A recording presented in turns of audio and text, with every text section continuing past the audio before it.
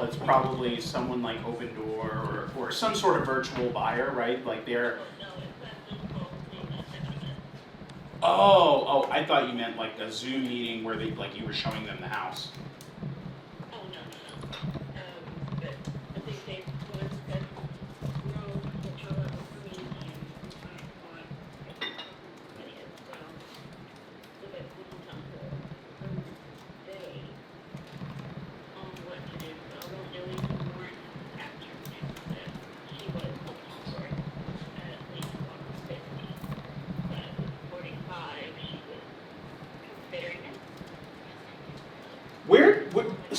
So I'm if you don't mind, how are there like so you said there's 7 people, right, signing off,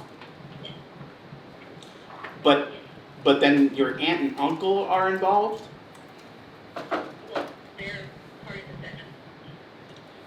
Okay, so they're part of the 7 that are okay. Yeah, I thought you were basically saying there was 9 of yous.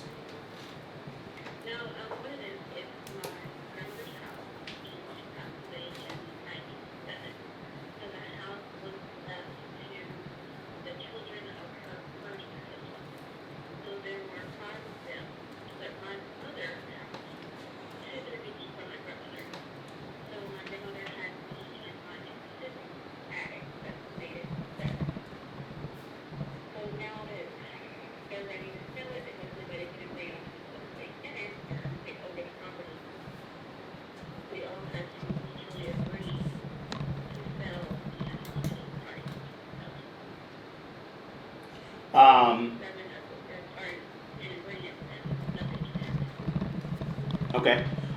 What I'm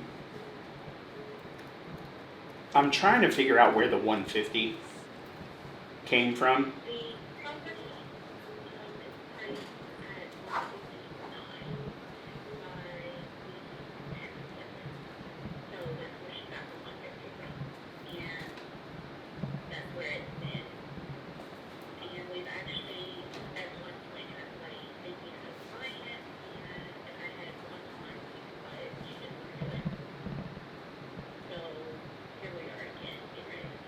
Okay, so a couple things, and I'd be happy to talk to any one of the 7 or whoever, whoever's going to handle the legwork. Usually in these situations, what we do is let's just use the 150 as the sales price.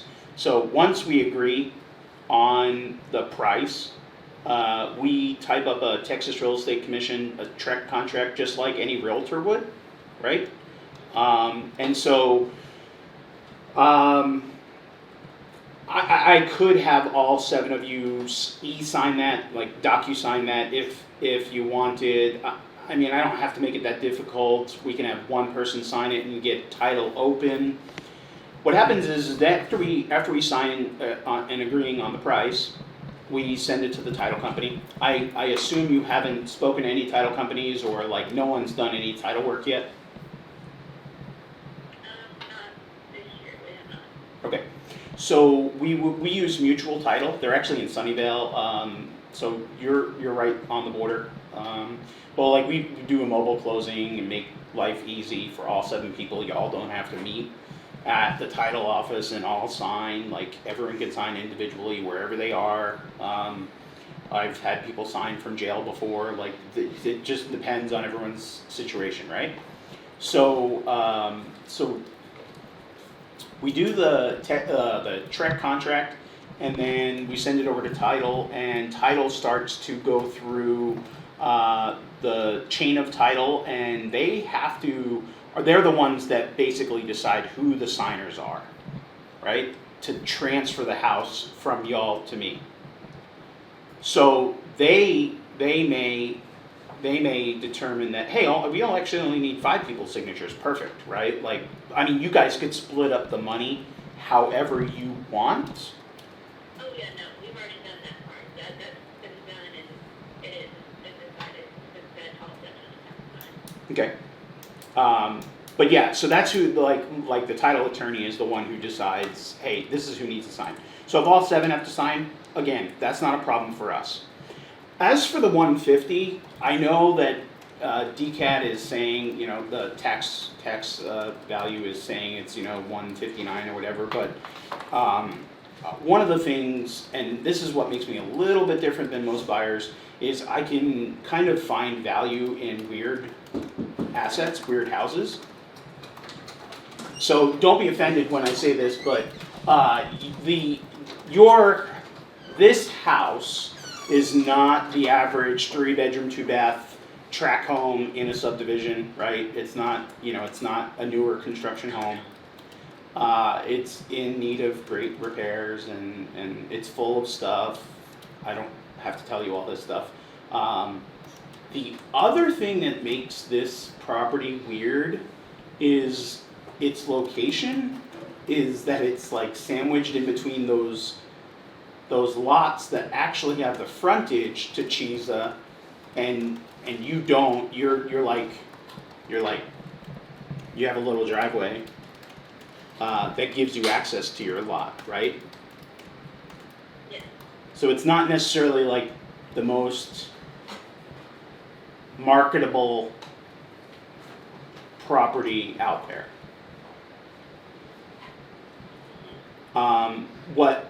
Where I was going with that is what makes me different is I can actually, since I buy and hold a lot of my properties, I have no problem with that. I'll get a survey with closing and stuff like that and make sure that easement and right of passage passes through. Because the last thing I would want, obviously, is to own it, and then all of a sudden someone come down the line and be like, hey, you're not allowed to use this driveway anymore because I own it. I'm like, no, I have an easement. Any feedback? I mean, she's always just been pretty cool and very receptive.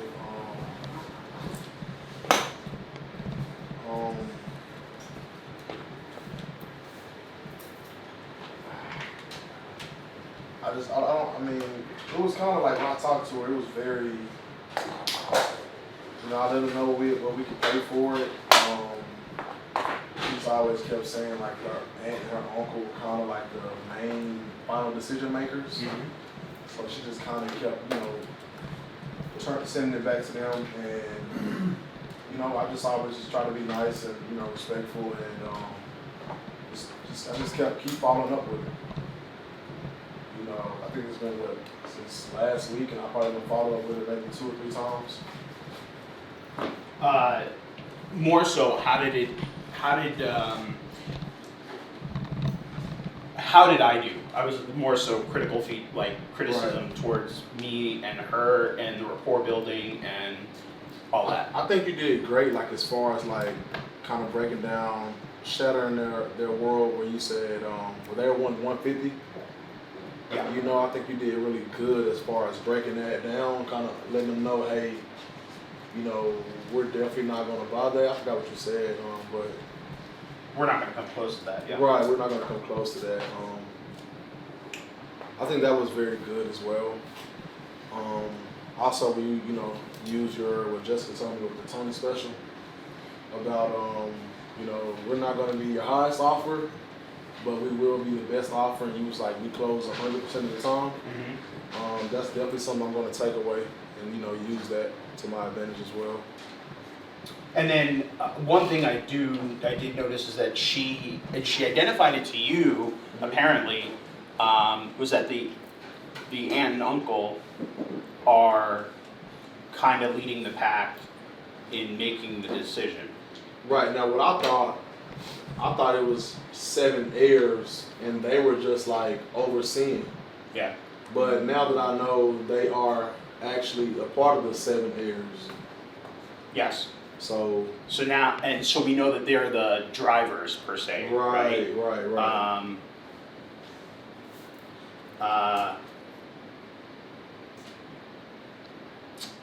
So the fact that she's willing to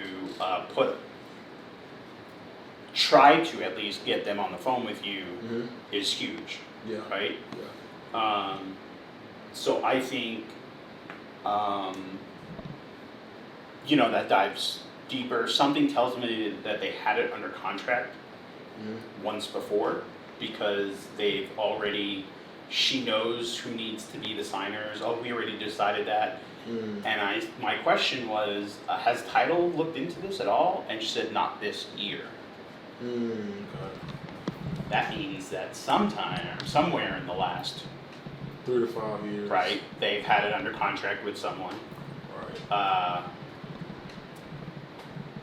And it didn't close. So that might mean that we have to get around a memorandum of contract, or, right? There's no telling what we're gonna discover, and that's one of the reasons why I was like, okay, but, I understand that you think that all 7 need to sign, but we're gonna, like, my title attorney is gonna dictate who's signing, and, just redirecting her to, like, Yeah. whatever they previously knew doesn't necessarily matter. It's like whatever we wind up with now. Right. And I just wanted to get someone's fucking signature on the damn contract. Yeah.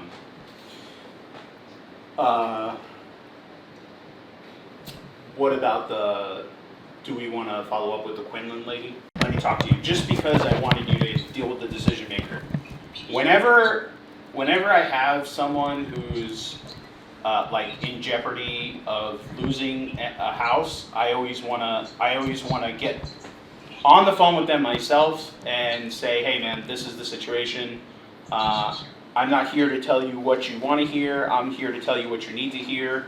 I think you said something similar, which is that you don't want to waste my time or your time, or get beat down over this. Like it's frustrating, right? Yes, I've been beat down. Yeah. So so that alpha, that sale, let's just say that was, and here's the deal, there's a lot of quote unquote investors out there, but there are too many of them that don't know what they're doing, and they don't actually have any money to do the deals.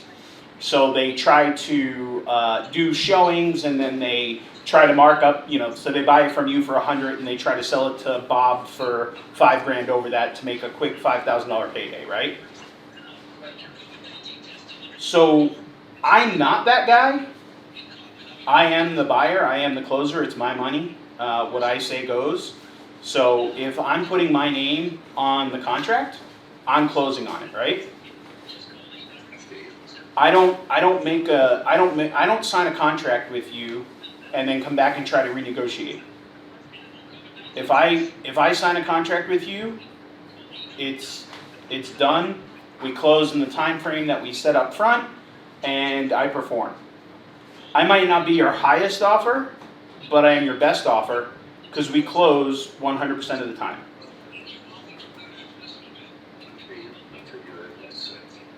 So what's the balance on that mortgage? What do you owe, and what's the loan situation like? I understand we gotta get it paid off by probably the first Tuesday in September is September 6th. So we gotta get the bank their money by September 6th. That's what you're doing. You won't stop it. You got to get the closing done by September 6th. Yeah, which I can do. That's not a problem.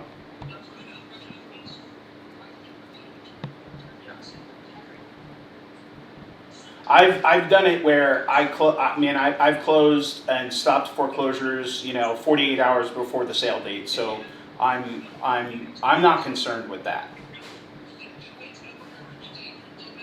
And I don't know that many other people are even willing to offer this, but I can buy it and I can give you a lease back, because you've been there for 15, 16, 17 years. Yeah. So I'm assuming you're still living there and you need time to move, right? No, I'm not still living there.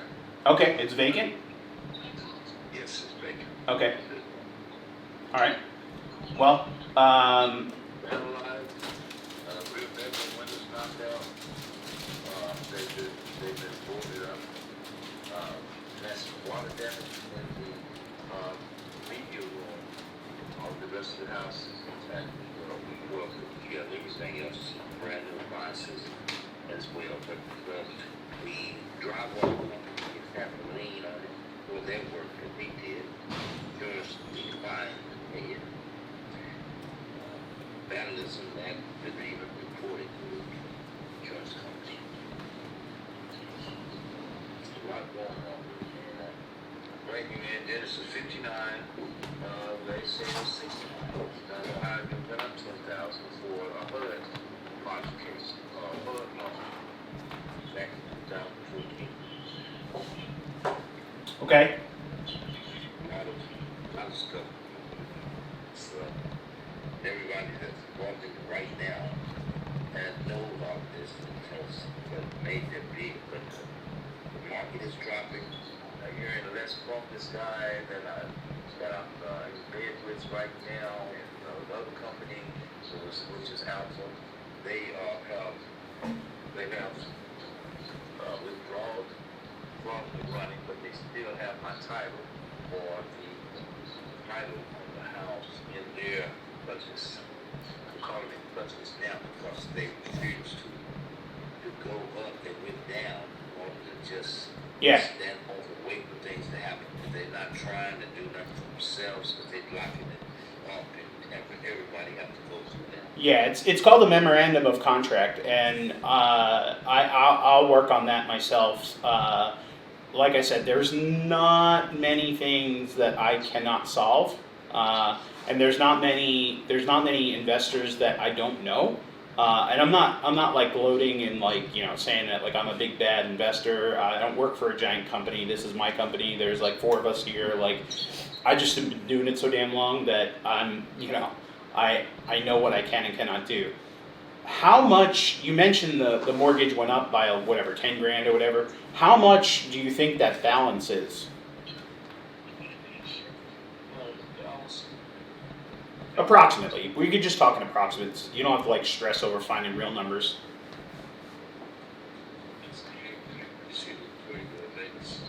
Talk to you about the latest balance now due to 39.97 55 cents. Okay. Do they have a payment listed on there, like how much money you pay per month? They do have that here back in, let's see, so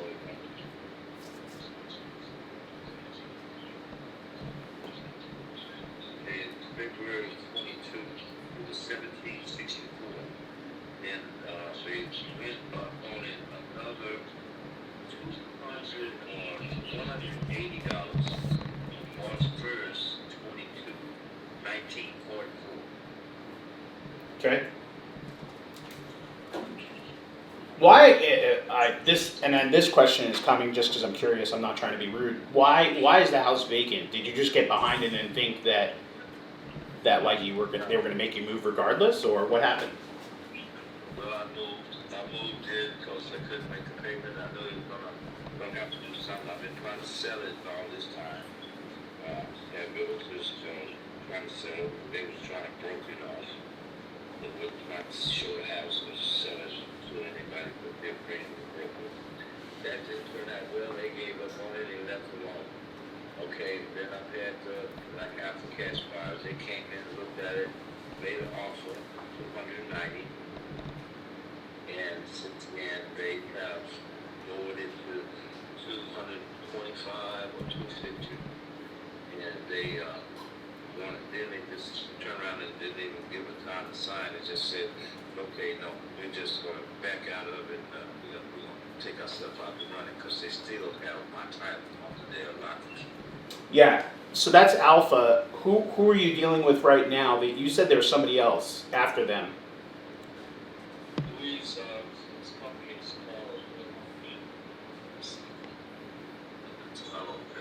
we have done much besides a lot of conversation and information together, and nothing, no action as of yet.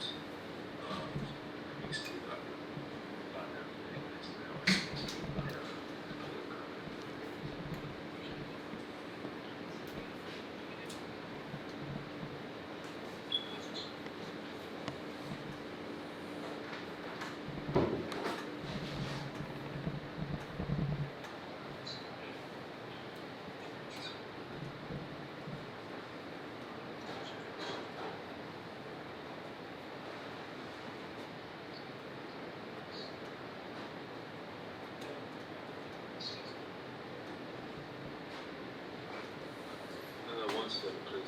Take your time.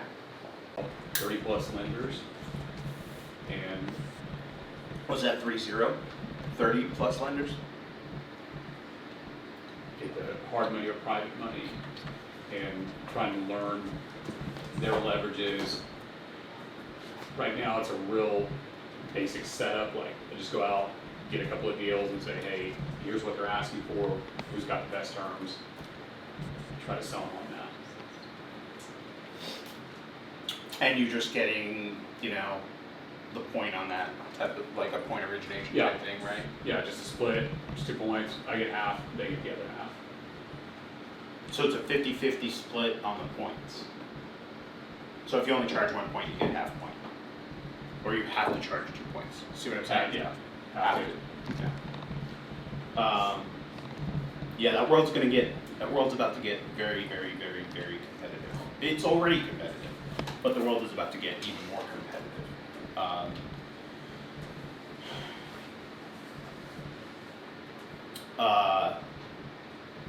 How do you, so since you're already out of loans, kind of sort of, why not just do real estate full time instead of, well, I mean, I guess you can still do that part time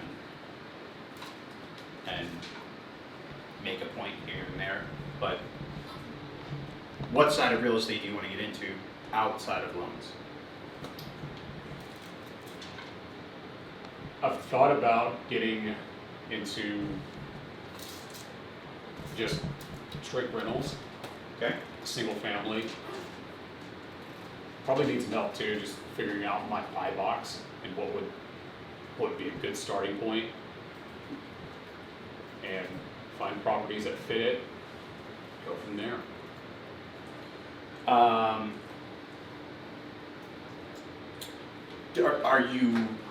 Have you ever owned any rentals or like just literally were doing mortgages and like the reason I ask is just because I don't want to talk about rentals from a certain perspective and then you'd be like, oh well, I've already done that, and it's like, oh okay, so then I can start here, right? So No way. Zero. No, zero on the investment. Okay. We have to.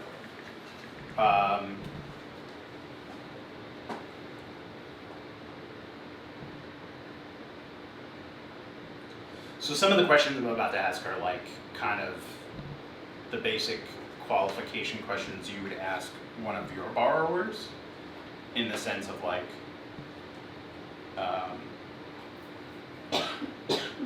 so I understand why we do loans. Like, it's a easy segment. It's an easy way to make a living, right? For the most part. It's getting more and more difficult, but houses are not loans. Houses are,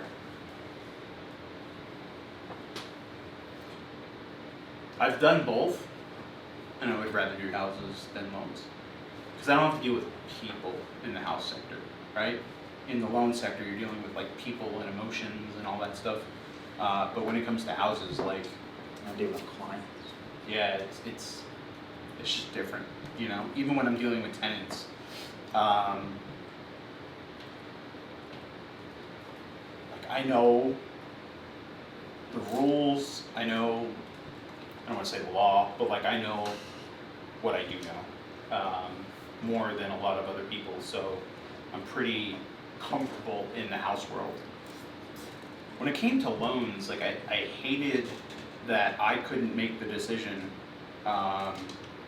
You know, like if you heard the call up we were just on with Corey, like I was very confident, probably a little bit too much so, with that seller.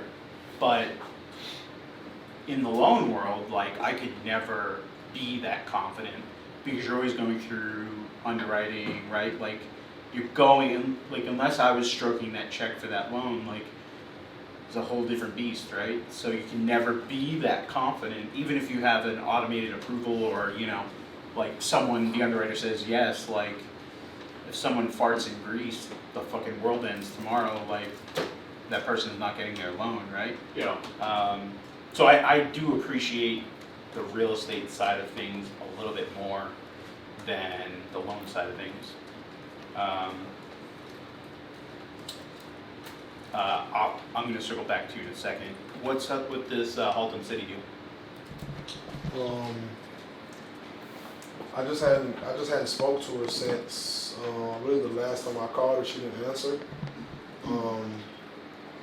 I just know she said she wanted to sell within 30 days and seemed to be kind of motivated because her husband is sick.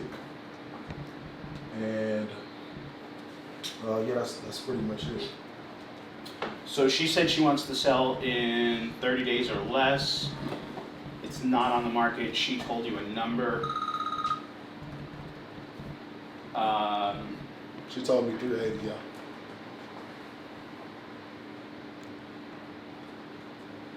You didn't ask her where did that number come from? I don't believe I did. So not to that. No. Just the way you said it. The way you said it was perfect.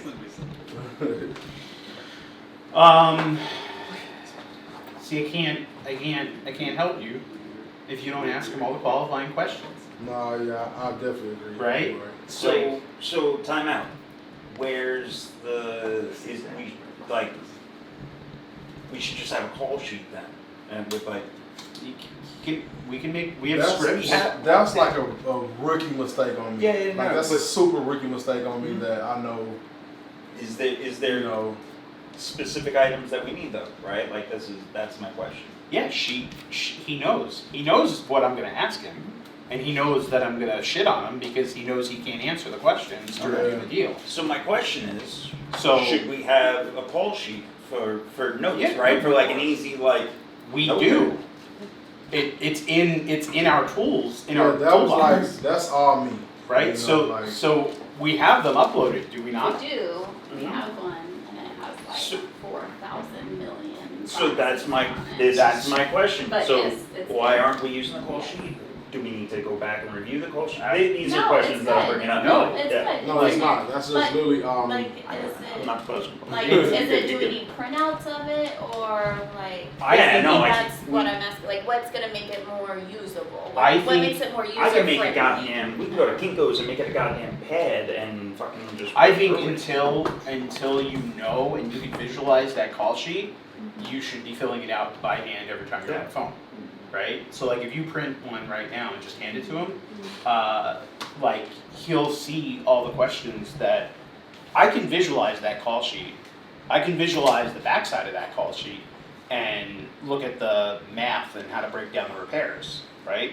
So I've used that sheet so many times now that like I don't need the sheet anymore to know the steps of questions. But anyway, stop shitting on you, Corey. So I mean, 380. I'd love to know where she got that number from, because she's got a 4.2 2,000 square foot built in '95. 4.3 built in '94. Although this is May. Sold for 405. So then I divert back to my psychological thing, which is she did tell you how much she owed. She told me 111,000. Yep.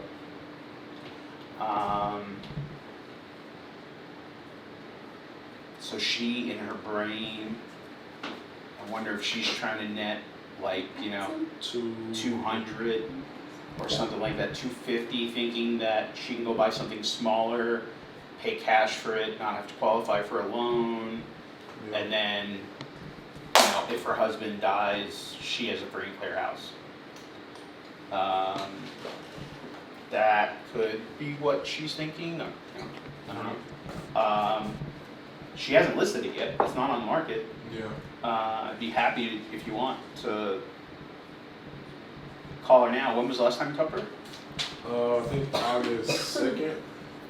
18.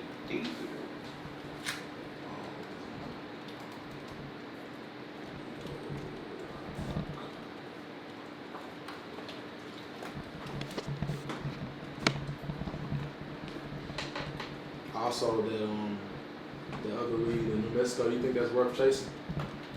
Yes. Okay. Please spell Carlos's entity. New. Yeah. Dimension. D-I-N. D-I-N, right? E-N. That fucking looks weird. S-I-O-N-S. Dude, there was one luncheon that we went to. The fucking people didn't even show up. The people that set up The the people that set up the luncheon didn't show up, so literally somehow me and him took over and like ran this luncheon. And we bumped into those same investors at other meetups. And it was like, who the fuck sets up like a real estate luncheon? So we was like in it was in Eventbrite or something, so we could see who was going, or it was Facebook or something, and we went, and like we just bumped into one another. We were just standing at the bar waiting. I was drinking water, and like people started coming in, and people were asking the hostess, "Yeah, I'm here for the real estate meeting," and the host is like, "What the fuck are you people talking about?" And like Nick and I are like, There was "Really?" not anything There's like, set up. there's nothing set up. There's no room. It was at Micosina off of Preston, up in Preston and like Spring Valley or whatever, Keller, up north. So we wound up I knew one guy from another meetup, and I was like, oh yeah, we're waiting for everyone to get here, and then we were like, let's just get a table. And we were like, can we get a table for 12? And they put us in the back, and then they just started sending people back to our table. And we were just bullshitting with everybody. But yeah, like, the fucking organizers of that meetup no-showed. It was like, who does this? Did you ever figure out what happened to him? No! Wow.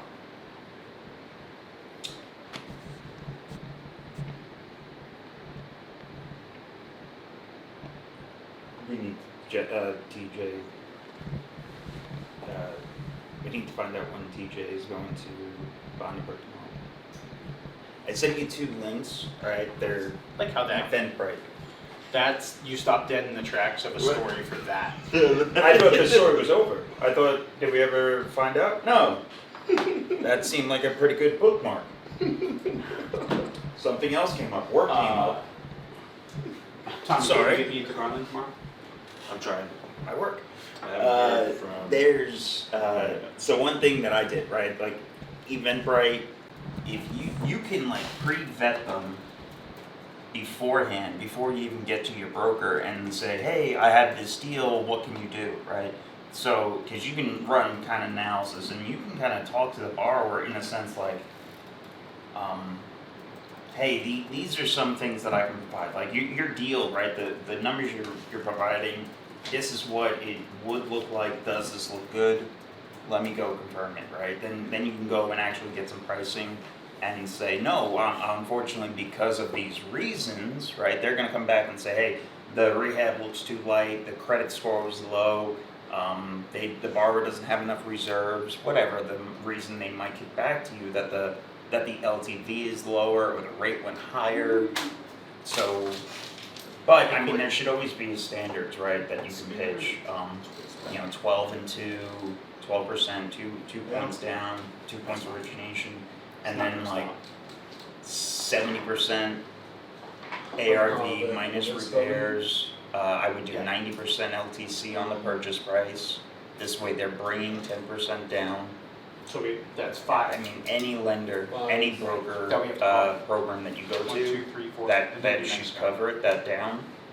Oh, the new leads from today. Yeah, we had